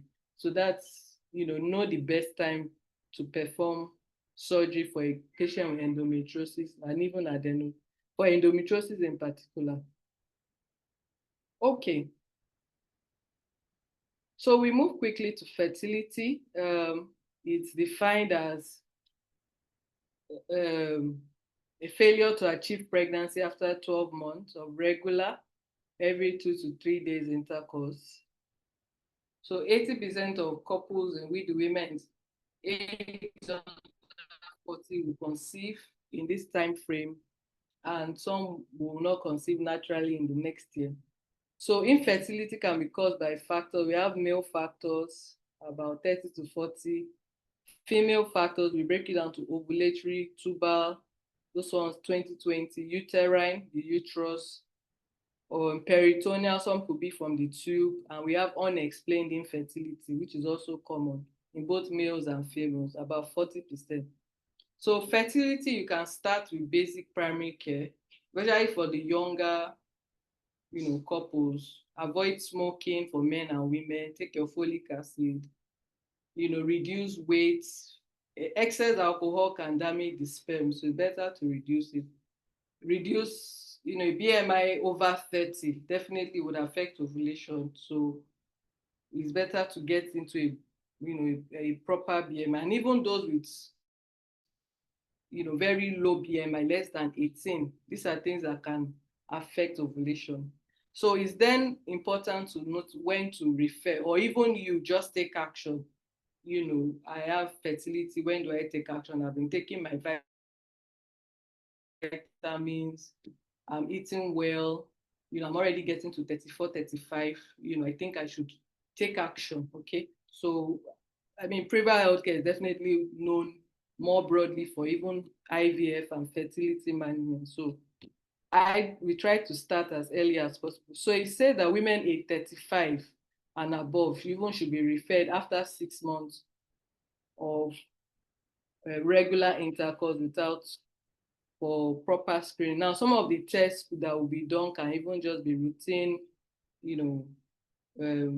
blood tests. Then there are some cervical screening tests that will be done as well: hepatitis, blood gene, HIV, basic hormonal tests, chlamydia, a pelvic ultrasound, and semen analysis. So these are just some factors that you should consider to refer to fertility clinic. age, it says 36, I would say 35, because we are moving towards preservation of eggs and ovaries. So it should be able to, we should be referred after 6 months if you've not conceived. If you've had any history of irregular bleeding, or you've not seen your period, amenorrhea, oligomenorrhea, any past history of pelvic surgery or an STI, just book your appointment, or if you've had if you do a scan or any abnormal, you've seen a GP and there's an abnormality within the pelvic region.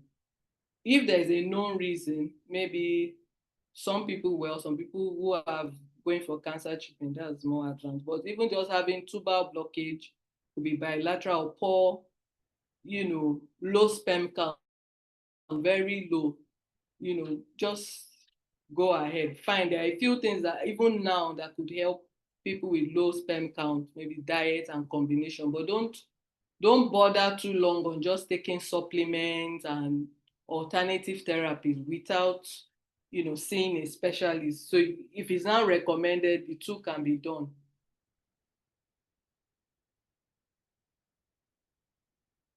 Okay, are we still on? All right. So in men, history of varicocele, any surgery, abnormal genitals, or once there's an abnormal semen result or a known history. So what are the options in fertility after doing the basic advanced treatment?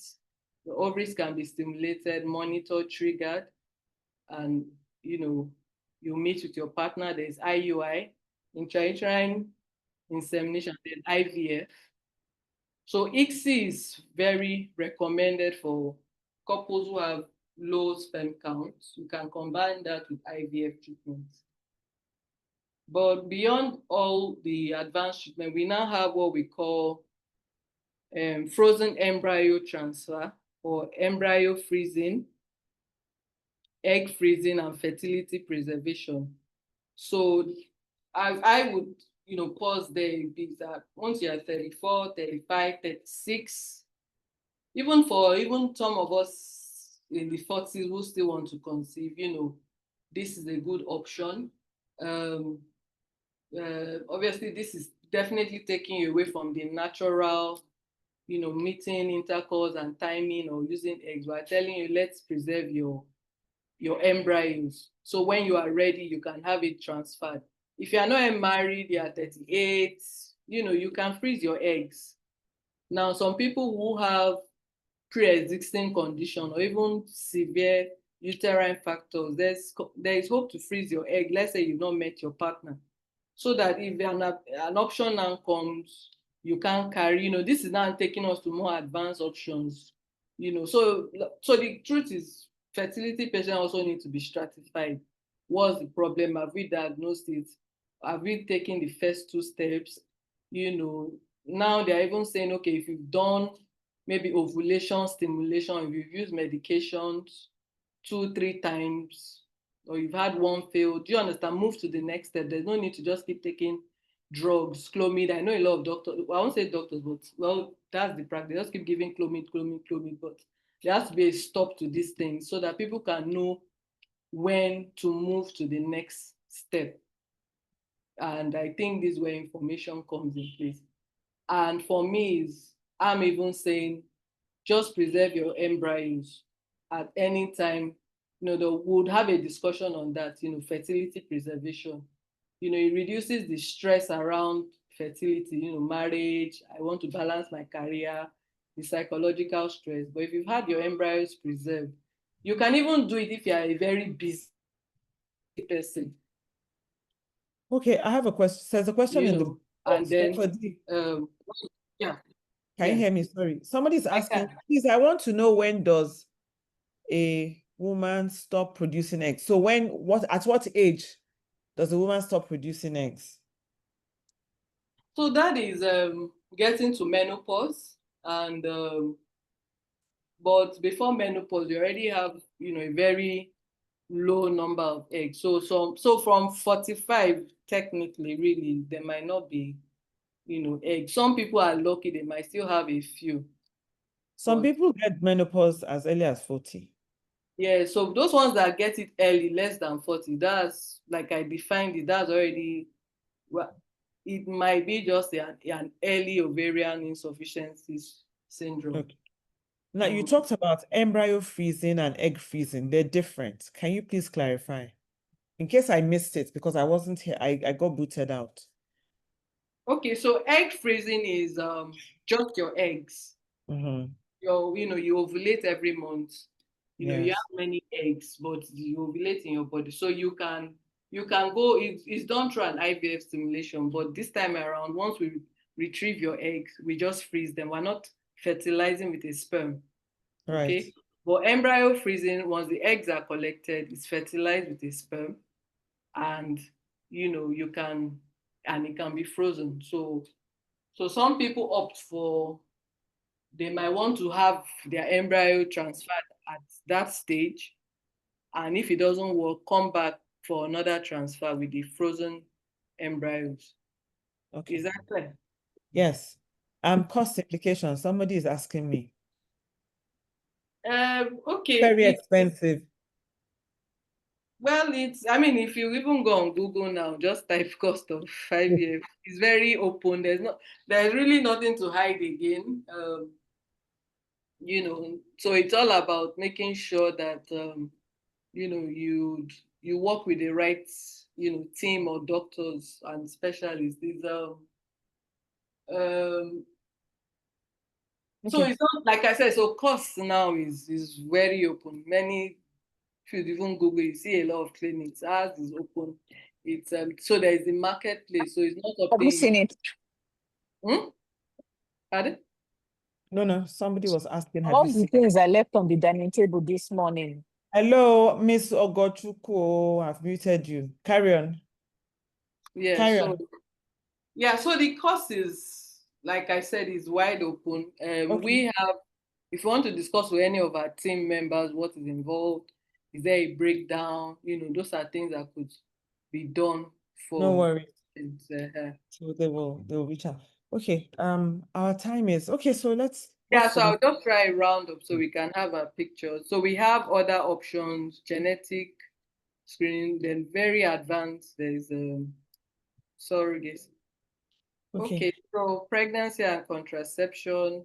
The most important message is, if you are pregnant, start early for safe motherhood, safe care and delivery, and make sure that, if there's any pre-existing medical conditions before you get pregnant, there is preconception care, which is very key. Ensure you have preconception, and during conception, these conditions are balanced. If there's an history of a pregnancy loss, that should also be properly managed with empathy, and we try to ensure that the next baby is carried to full term. Good to have a postnatal check 6 to 8 weeks to avoid issues with postnatal depression. Pelvic floor, women who have had many children over age of 50, risk factors, multiplicity, vaginal delivery rates, BMI. This should be managed, and it could be with pessaries or vaginal estrogens. This gives options for contraception. Women over 40, young people, those who have had, past history, what are the different options? So long-acting reversible contraception is important, is common.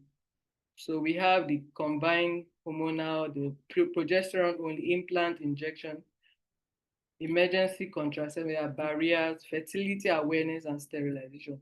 So we in our clinic try to categorize and know, because some women have issues with what is relevant for my contraception best. So moving to the last few slides, menopause is also important. There was this is an evidence that menopause was the third most selected topic for respondents in the women's health strategy. So the issue with menopause is that a lot of women find it to access appropriate menopause care, which is due to lack of recognition of symptoms, sometimes from healthcare problems, but even the patient herself. And there's a debate on hormonal therapy. Now, support for women in menopause in workplace is important, because a lot of these women now, even age 50 and above, are participating in workplace productivity and handling senior roles. Okay, so I defined perimenopause earlier is, just a time of irregular cycles and fluctuating hormonal levels. And it could have some vasomotor symptoms. And then we now have menopause when eggs are not being after you diagnosed clinically after 12 months of your last menstrual period. So this is just a summary of the slides that shows the symptoms: irregular periods, vaginal dryness, hot flashes, night sweats, sleep problems, mood changes, weight gain, and all of that. So this is a summary of how to treat. I won't go too much into that. But physical symptoms need to be addressed, psychosexual, and then the menopausal symptoms. And this shows, the tests that could be done. Okay, so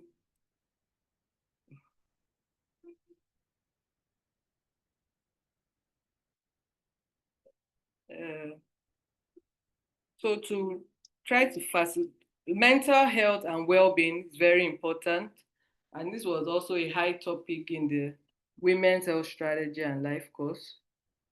So what is mental health? It's a state of mental well-being that enables people to cope with the stresses of life, release their abilities, learn well, and work well and contribute to their community. Now, workplace programs are key to mental health. These are what can you do to improve your well-being. This is a triangle. Be happy, be grateful, drink at least 2 glasses of water, sleep well, get to bed early, have at least 8 hours of sleep, exercise. Just find any movement you enjoy, dance, walk, sweat at least 3 times a week. And then clean food, fresh vegetables, and tiny bits and nuts. So a call to action from this is women should have information and access. We need women health hubs, specialized women's health clinic, which we have at Prival Healthcare Women and Reproduction Clinic, workplace programs and mental health, access to care, research into women's health, policy for Lifecourse approach, and women's health strategy. So we have this, we've taken it up ourselves to also take support for women's health to the workplace. There's an upcoming program. We'll share these slides with the participants later, where you can sign up for a training on women's health resilience. Okay, this is also information for our clinic. If you scan now, it takes you to the link. I want to put on my video. So you can come in for any of these services: IVF, fertility, gynae, laparoscopy, women's health, gynae clinic, mom's clinic. If you're a mom, there are things that could be done. Menopause, you're a well woman. Then we have a clinic for adolescents. If you just want sexual and reproductive health, there's a specialist PCOS clinic. And we also have a clinic for males. Okay, so that's it. I put on my camera. So I'll just leave this like this. Talks about prevention, exam, and this is some of our details. Okay. Let me leave this on. I can put on my video. Thank you so much. We put a post, another poll in asking if people felt adequately supported at work. 80% yes, say yes. 20% said it could be better. So that's also data for us to take away. I think there's one more poll, Winnie. The last one. Do you feel your education or training? I think there's one more. I'm not sure you can hear me, Winifred. Yes, ma, there is. I was just launching the poll. So it's been launched now. Thank you. So do you think, I mean, it'd be good if we all participate, for those of us who can. Do you think there's enough research and attention given to women's health issues today? Yes, there is enough. No, there's not enough research. So it's 50, 40, okay, 67, 75. So Dr. D, you have a lot of work to do. We have a lot of work to do, shall I say. Okay. So 78, the jury is at 78% don't think there's enough research and attention. I think especially in Africa, I think that really, we should maybe qualify that, because everywhere else we use their data to monitor what we do here. But I think, generally we could do a bit more, could do a lot better. So we're going to stop sharing, I believe. Let me just speak to the last slide. Please do. So this is our Women's Health Hub. It's a call to action. So it's about becoming a women's health ambassador. You can be involved in research and training or policy and advocacy. So that's our email. Send an email to, the email is deprivalhealthcare.cons@gmail.com saying I would like to join a Women's Health Hub.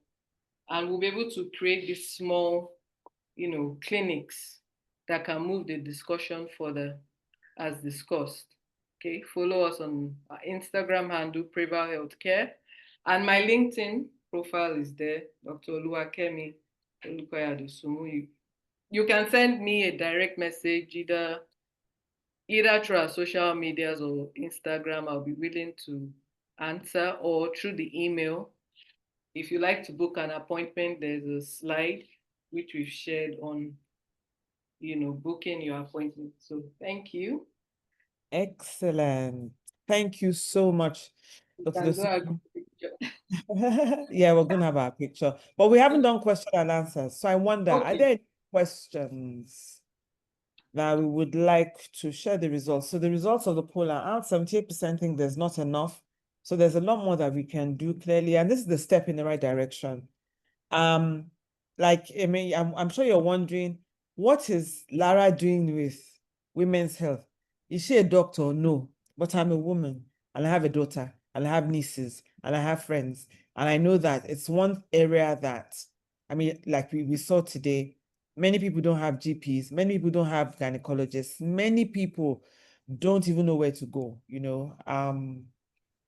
so that's why we put this together, and we hope to put some more.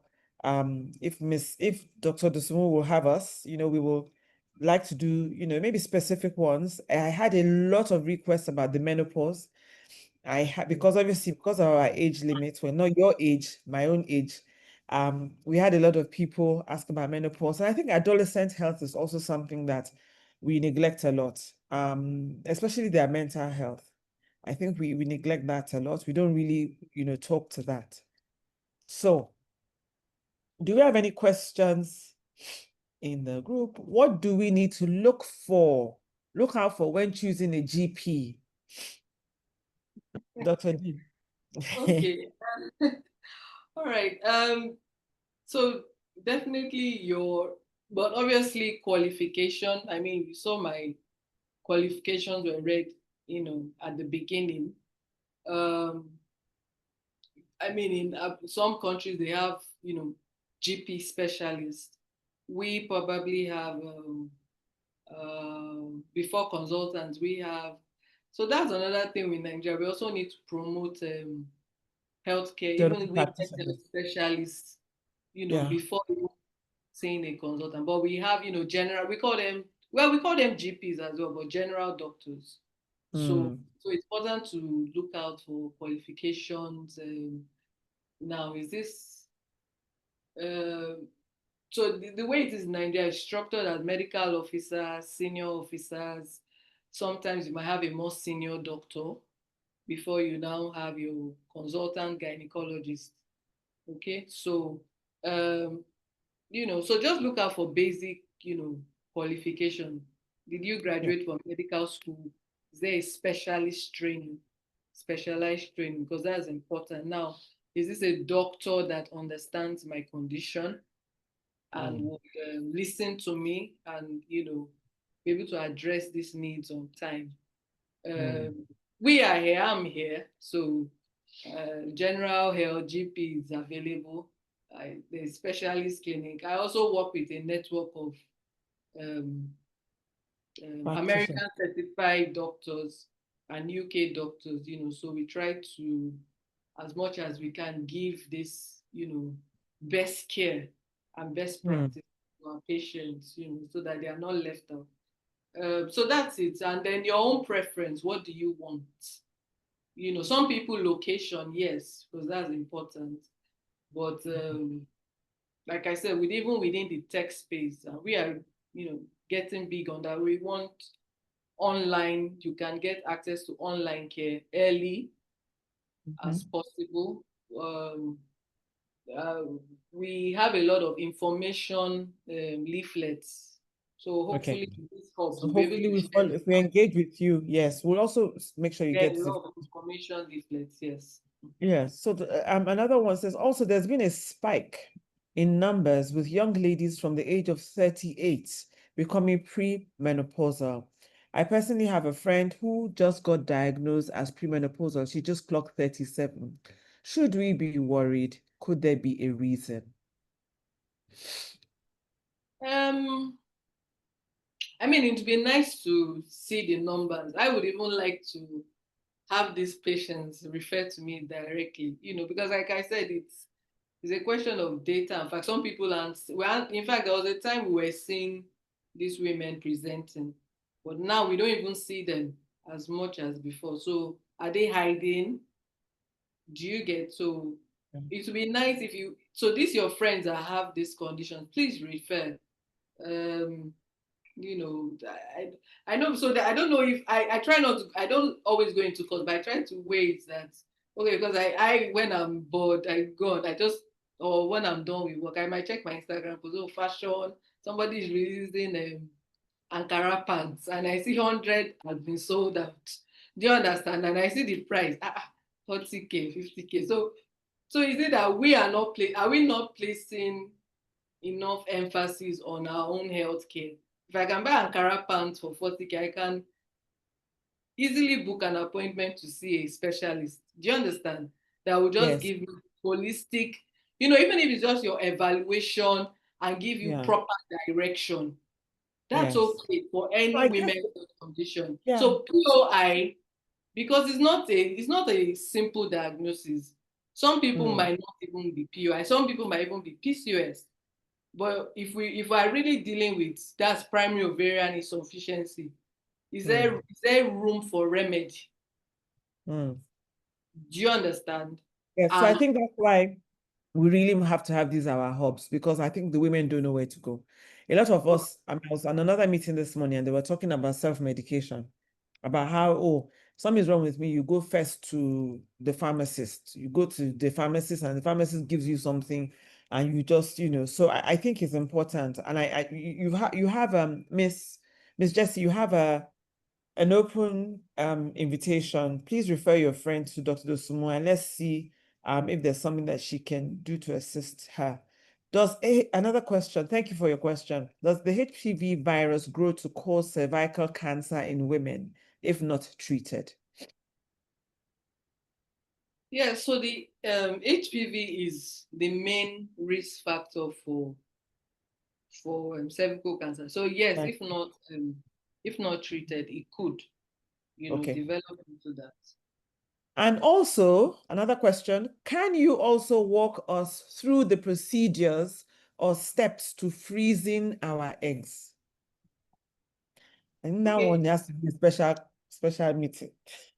Yes, so hopefully with Miss Lara, we can have, even if it's a live program, something on fertility preservation. I think we should. I think that may be the next one we'll do.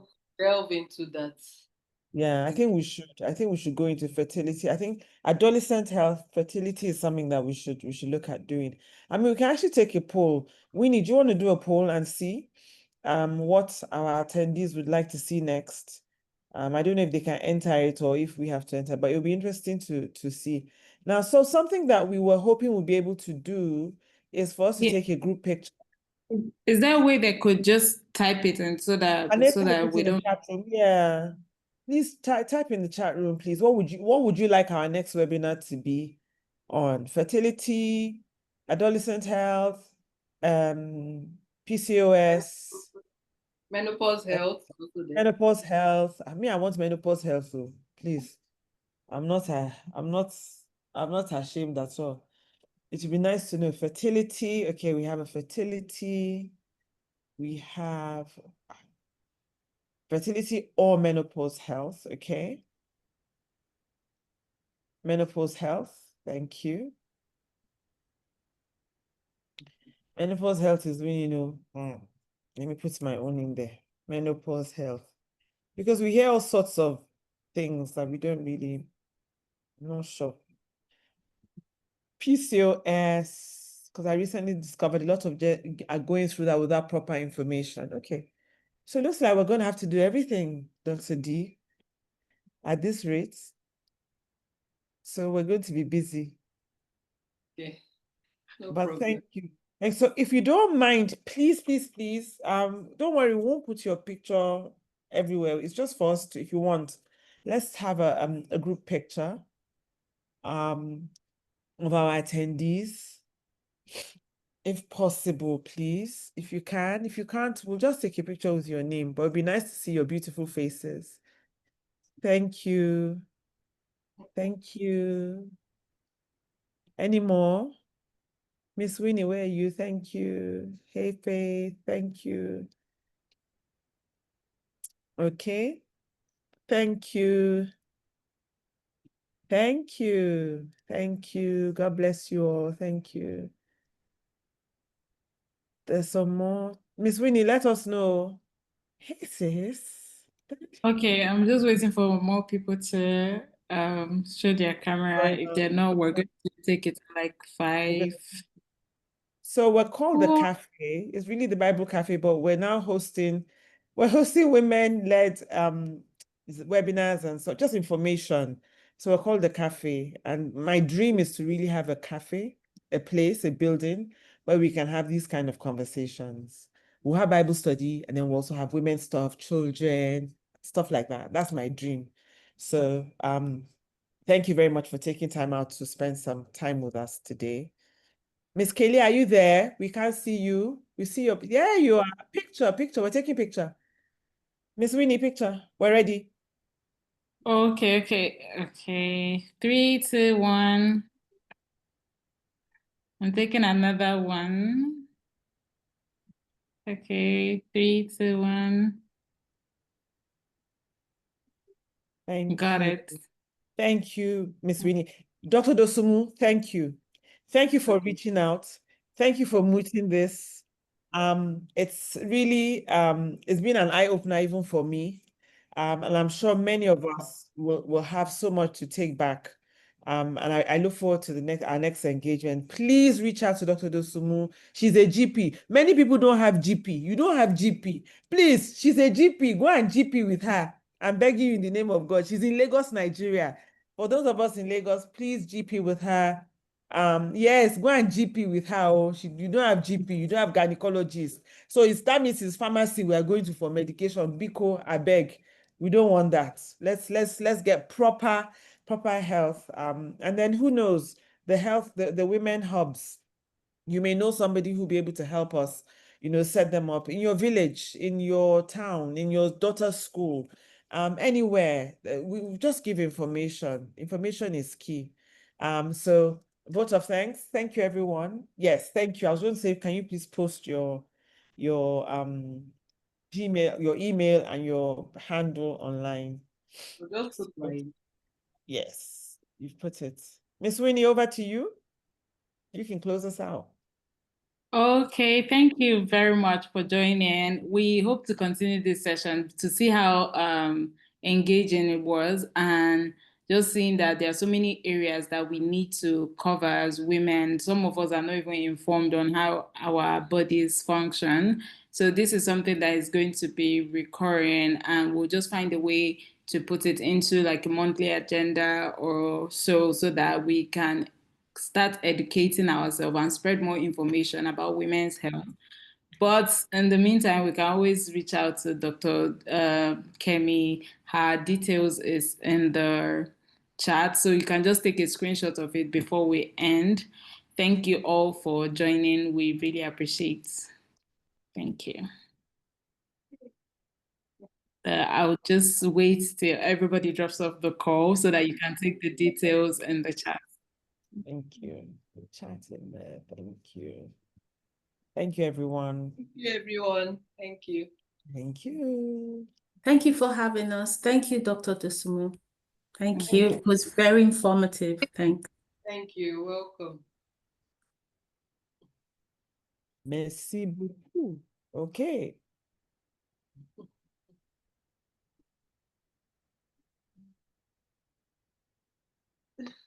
Okay. Dami, we're removing you. Then we're going to stop recording. Stop recording. Stop recording.